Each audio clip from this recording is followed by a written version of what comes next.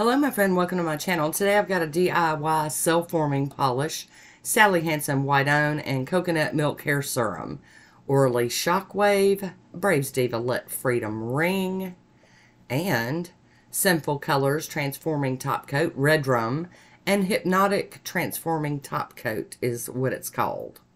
So here I've got this Sally Hansen, and I mixed the coconut milk hair serum in it to make a DIY. And then I'll be using this Shockwave from Orly for my decals. And this one is that Hypnotic Transforming Top Coat from Sally Hansen. Sinful Colors. Excuse me. And it's Red Rum. So I'm going to have the DIY and, a real one. And then Let Freedom Ring from Bases Loaded Lacquer. I've got my little Manitude mat out. I've used both of the Manitude mats and one of my regular little stampy mats to do decals on, and I'm kind of gonna play with it a little bit. I'm just gonna take you along on my little journey here.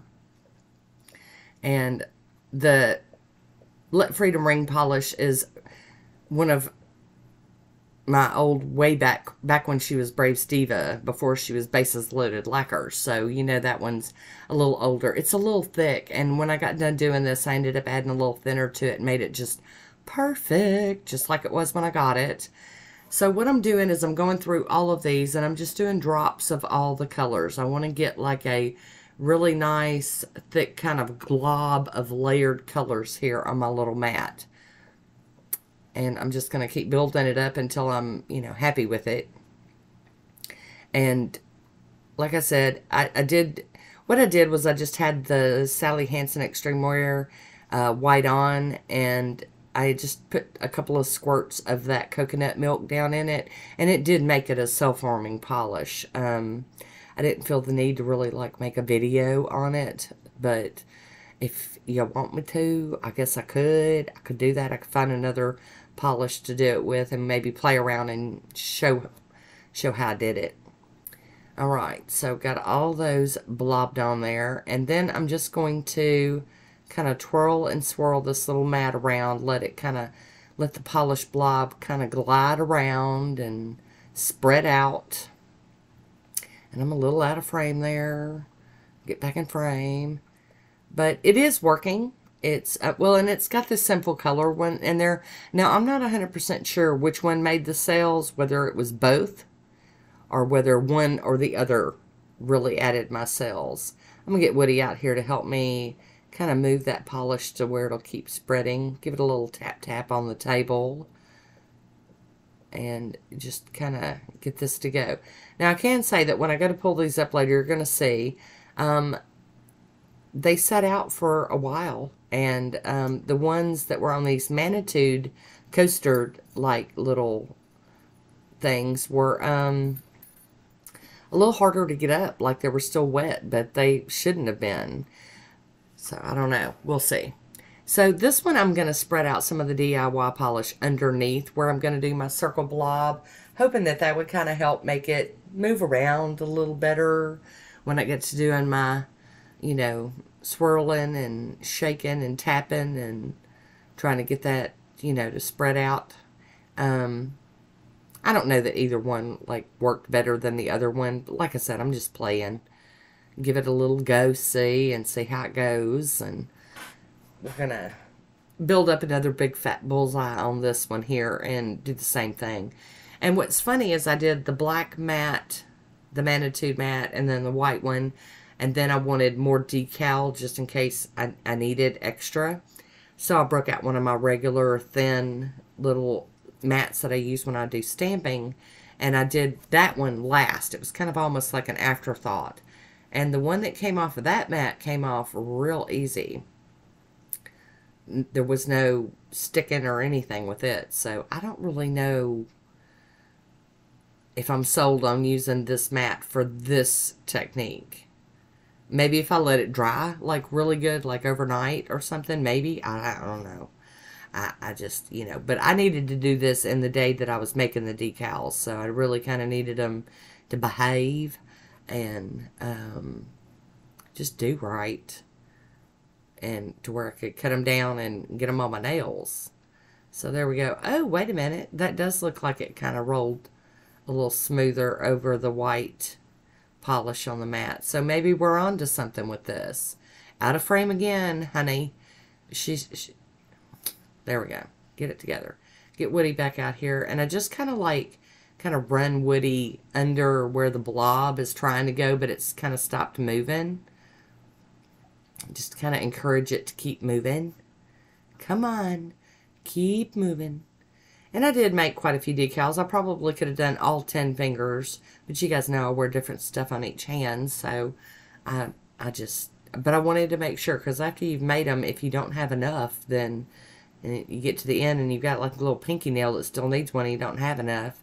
Now see, here's on the little regular stampy mat. I don't know. Maybe I just need to stick to those on this technique and use the other ones for like mixing colors and whatevers. So that seems to do pretty good. Except for the fact that I cannot stay in frame to save my life. There we go. I really do like this technique. And even if you don't have cell forming polishes, it's still a really neat effect to do with regular polishes. You can even run like a toothpick or dotting tool or something through it to kind of mix them up a little more too. I didn't like this big white dot over here, so I'm going to scoop some up and just kind of tap some color in there. So after I let these dry for probably about 15-20 minutes, I go back and I put my Wet n Wild clear coat on it. This just helps make the decal pliable, which really I didn't totally need that. But it is very good if you're leaving them overnight to dry. It works really, really good for that. So here we go with the struggle part. I've been warning y'all about this all through the video. So here we go. And it's just sticking. It's like the very bottom of it is like, and I should have left it alone and let it dry a little bit more, but y'all, I'm a little impatient sometimes. Imagine that. And so I just decided I was just going to kind of gently peel it up. And I do get it off there. I mean, and it's still a decal, but now I can cut it into 2 different pieces. And then I kind of straighten them out, trimming up the edges. And see, I'm not getting like polish on my finger or anything, so it's not like wet. I'm just saying it was weird. It was a weird situation here. So, oh, and never mind. I'll get to that here in a minute. So I do save my little like scraps and pieces when I do this type of thing. See, I've got my 5 kind of squares cut out for my fingers. And then I've got like a little piece to the side, and I've been saving these little strips that I've cut off just in case. And you'll see that that comes in handy later. Get that one come up too. Plus you look at them and you're like, well, I like this, or I want to, you know, some of the pieces look better than others. But we're gonna hang on to it until we get to the end game. And they like to stick to the mat because, you know, they're still just a smidge tacky, you know. Alright, so I'm going to clean that little mat up with some acetone, just like you do with Stampin' Plate. And there it is. Going to be all cleaned up, ready for the next time I want to play with something. Alright, so on my nails I have the Maniology Calcium Rich Base Coat. And I'm applying some of the Maniology Sticky Base to help these decals stick.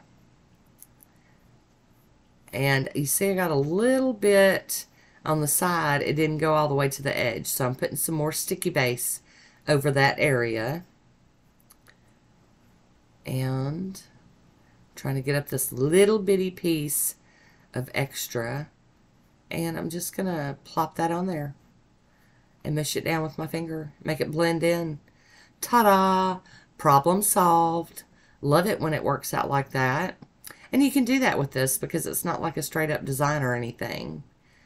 So I do go around the edges with my acetone and kind of help melt the decal down to the nail and to clean up any, you know, any stuff that's crazy out there. And so let's start with a full nail applying it. Kind of skip through it because y'all, this video was like 40 minutes long. I'm going to use my little silicone tool to kind of press it down to the nail and around the cuticle and make sure it's sticking really good. I'm going to take my little scissors. These are thread nipper scissors, and I love them. And I'm going to trim off some of that excess. And a little bit more of the excess. And if I'm not out of frame, y'all, I'm blurry. I promise you, I'm working on it. When I'm doing my nails, I'm looking at them. I'm not looking at what the viewfinder, what it's showing.